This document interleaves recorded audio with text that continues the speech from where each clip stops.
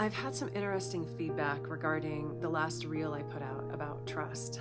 Some people have asked, so if I'm fully trusting of my partner's path and they're behaving in ways that don't feel good for me, I just need to be okay with that? So let's talk about trusting our partners to be who they need to be, and also knowing what healthy boundaries need to look like for ourselves. So let me give you a personal example. When I began seeing my current partner, I recognized that he enjoyed drinking a lot more than I was used to. You see, I have a history with a partner who struggled a lot with alcohol abuse, so that's an area that can feel a bit sensitive for me. I also knew it was an area where I still had some work to do, always.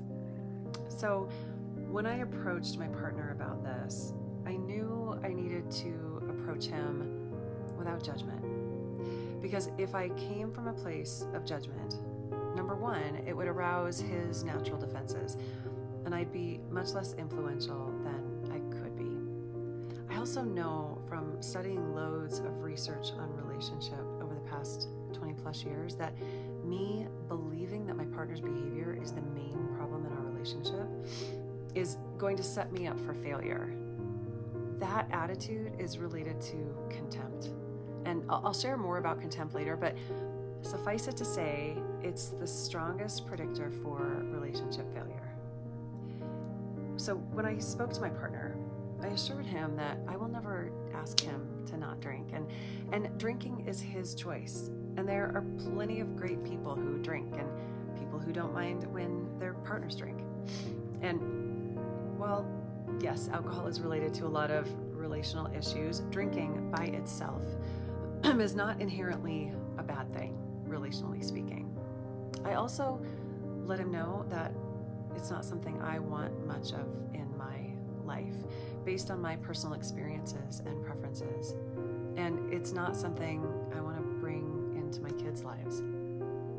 Letting him know that this was a boundary for me without judgment was an important part of him being able to hear me without defense, and then us collaborating on what that needed to look like for us.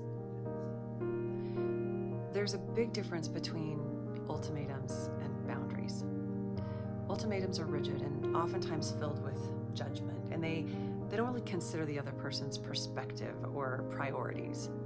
Boundaries, on the other hand, are intrinsically motivated. They require us to pay deep attention to our own inherent wisdom about what we require for healthy relationship and to honor that wisdom. So, trust. It's incredibly important to be in an evolving, collaborative process, honoring and supporting one another's unique paths. And it also requires us to trust our own wisdom about what we need for healthy relationship.